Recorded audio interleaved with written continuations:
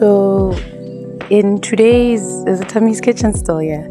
I'm also gonna I want to make a hair tonic, right? So I'm going to go into my garden and pick some fresh ingredients to make a hair tonic. Now, something very important before you harvest, you need to greet the plants like, hello Rosie. How are you, Rosie, my love? Are you good? May you please lend me your petals. I would like to make a healing hair tonic for myself. Let me know if you're willing to come out. And I just want a couple of petals from you to be able to make the hair tonic. So it's very important when you are going to take from the plant to ask its permission first. You don't just take and don't tell it. So it can also just remove its energy from where you are picking, and also, I lost a petal. Also be able to help you infuse the work you're gonna do. Don't fight it. Sometimes when you pull, they don't want to come off. But don't argue and fight. So we've got some fresh rose petals. It's a pity my jasmine isn't flowering yet. I'm gonna get some geranium as well. So this plant is called geranium. Hello geranium. May I please have some of your leaves? I want to do a hair tonic. So just please remove your energy so you don't feel too much pain. Thank you. I really appreciate the work that you do. So rose and geranium are kind of like homies. Very heart opening, very good for the skin, very good for hair follicles. So that's why I'm kind of gathering from the two bushes to be able to make a hair tonic. Then we are going to follow that up with some lovely fresh lavender. Hello lavender, it's me again. Do you have any bees on you? Okay, you don't. Can I please have some lavender seedlings? Thank you. To make a hair tonic. Thank you. So, like I said, before you take from the plant, please ask it if it's okay for you to remove, and so it can just, remove its energy and stuff from itself and it doesn't feel hurt.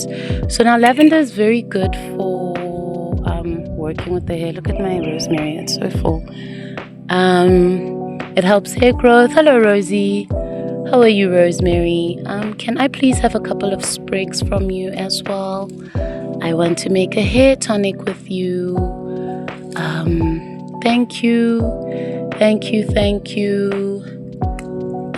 Rosemary is very great. It strengthens hair, works with the creatine. I might get a little bit more rosemary than the others because it's quite beneficial and great for hair growth.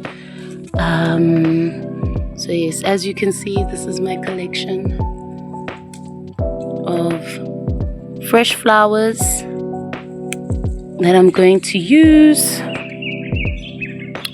to make a lovely, delicious hair tonic. We've got one more to get to add to the pile, and then we'll go into the kitchen and we will start making some lovely tonic for the hair.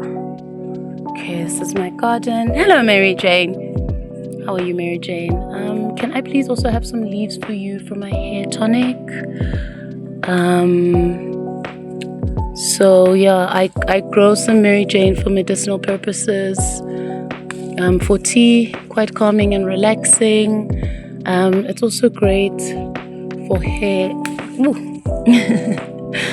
And I want to just use a couple of your leaves too. So there's the young Mary Jade. It's also great as a support system. So now we have all the plant matter we're gonna need to make the hair tonic. I'll see you just now in the kitchen. I'm just gonna wash this real quick. Here's my plants. Oh, excuse me. The gathered plant matter. As you can see, it's glistening, it's wet. I'm gonna cover it with this cloth and pat it dry so I can add it in some coconut oil and start making the hair tonic. It's best to use fresh plant matter instead of dried because it's still holding on to all of the oils inside of the living plant matter. So the oils will be able to come out into the coconut oil properly. And yes, so let's get it. All of the ingredients that I've washed are dry enough to put into the thing. I'm going to be using a double boiler method to melt down the coconut oil and add some castor oil. Both of these are good for hair. I'm adding the castor oil into the thing because sometimes coconut oil, a lot of people don't know this, but sometimes coconut oil can do the opposite. Instead of hydrating, it can dry out the hair. So the castor oil helps to replenish the moisture into the actual hair, and this will help with hairline, strengthening of hair, making the scalp look really healthy, and all that jazz. So let me get on it and then I'll show you guys the end product when I'm done. So there it is. It has begun to boil. I'm gonna leave it on here for about 30 minutes to just boil and cook so all the oils from inside the plant can infuse with the coconut oil. I'm going to add the castor oil last because I don't want the heat to damage the healing properties and the nourishing properties of the castor oil. So that I'll add once I've strained this into the container. Okay, I've let this cook down for like 30 minutes. As you can see, some of the color is leached out from some of the plants. So I'm just gonna leave it to cool down a bit so that I don't put it in the container while it's still hot. So like 5 minutes, Nyana, 10 minutes, and then once it's cooled down a little, I'm gonna strain it into a container and then add some castor oil and Bob's your uncle.